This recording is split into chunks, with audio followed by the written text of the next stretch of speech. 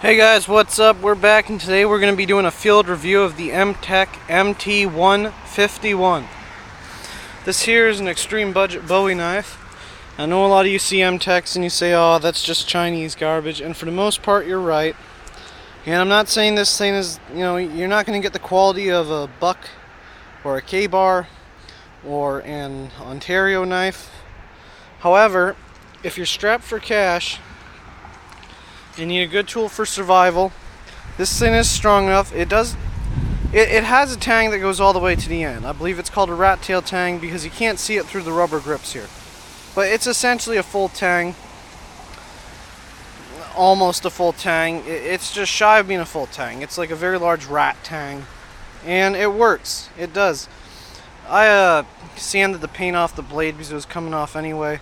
A lot of people will do that with these knives. It is a knockoff clone of the Cold Steel Trailmaster, albeit much cheaper and much less durable. It's nothing compared to the Trailmaster. So we're going to be testing this knife out today. I do have a review of it, I believe a first impressions review of it, on my old YouTube channel, Steve's Knives and Hikes, but today we're going to be testing it out in the field. So as you see the sheath, it's just nylon. You'll see that in the review on my old channel, so we're not even going to worry about it.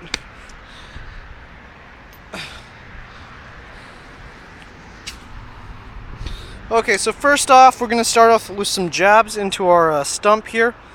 As you see, I got my wood cutting stuff. I was just processing some wood for winter, because we have a fireplace and whatnot. But we're going to start off with some jabs into here and see how the tip holds up and all that. Here we go.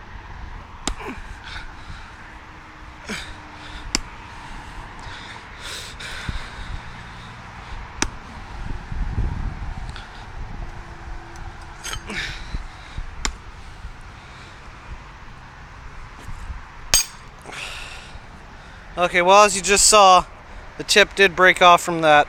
But keep in mind that it's very hard. This is hardwood. It's essentially dead, but it's not rotted yet. It is hardwood, so it's natural that would have broke off. It got in pretty deep, as you see. But if your tip breaks off in the middle of the wilderness, it ain't the end of the world, unless maybe the world really has ended and you're surviving. So, because you can still use the blade, okay? And that's what we're going to do. We're going to chop some sticks with it, as if you had to get a fire ready. We're going to dig with it a bit, in case you had to make a fire pit. We're going to chop it into the tough old hardwood tree. And we're going to try throwing it. So, let's start with the sticks.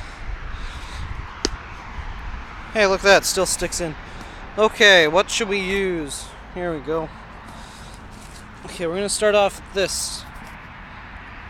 We're going to try chopping it in downward motion. Okay, well, you got essentially 3/4 through the stick, as you can see. So that's pretty good. Of course, you can get this pretty sharp. It got chipped, so I just sharpened it with a file. But you could get this thing pretty sharp if you spent the time on it. I just didn't care to. I quickly sharpened it with a carbide and ceramic sharper, and then later I used a file. Okay, let's get another stick to demonstrate. Thin one, here we go. Alright. Okay. Here you go. Just ignore the people on the path. It's all a bunch of milfs and joggers. Alright.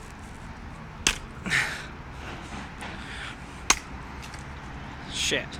Well, that didn't chop too good. I mean, like, it's a budget knife, don't yell at me. I picked it up because it was cheap. Okay, so now what we should do with this, let's try digging a fire hole. Okay, let's get down here. I did this once with a K-bar in my front lawn, and the goddamn blade bent. Keep in mind that, essentially, it was the middle of winter and the ground was half frozen. But still, if a K-bar bends from doing this and this knife don't, I'm gonna be fucking pissed because, well, when you spend over $100 Canadian money on, a military knife, You expect it to be durable enough to last.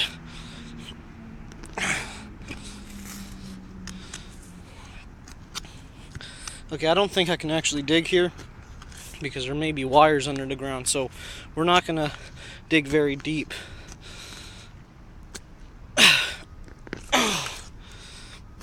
Okay, broken piece of glass. So as you see, it can dig. It's gonna take you a while. Oh, a lot longer than a shovel, that's for sure. Sorry about that bit of jump, and I'm holding the camera with one hand. Okay, so now we're gonna try hacking into the tree of truth over there and see how it holds up. The one thing about this knife, a grievance that I have, is that the grip is super fucking loose. It's only held in down here by this stupid little metal ring, and it's loose. It's annoying. You know, Mtech, you gotta fix that crap. Okay, so here we go.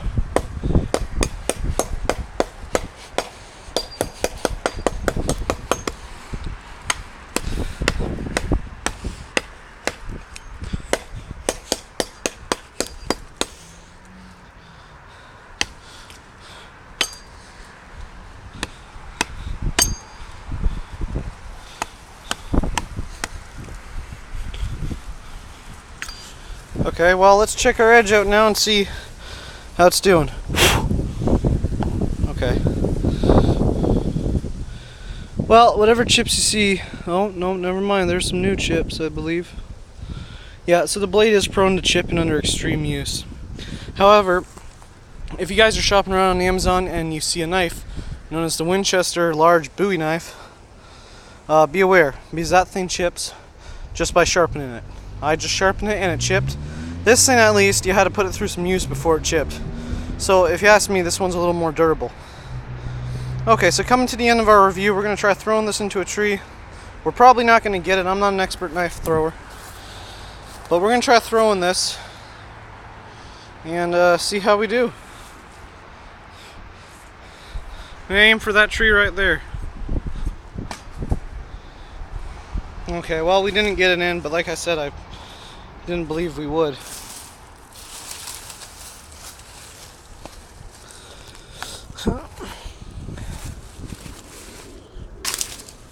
Doesn't even cut through that. Yeah, so you know, there you go. You saw it. It's just a budget knife. It will break if you put it under enough pressure. But it should hold up long enough that you can... Oh, look at that. The ring down there is bent.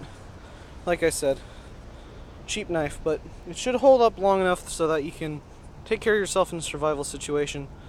Hopefully, if you don't put too much pressure on it. But I really, if you could get anything else, I would not trust this. So there you are, guys. The now destroyed Mtech MT-151. Have a good day.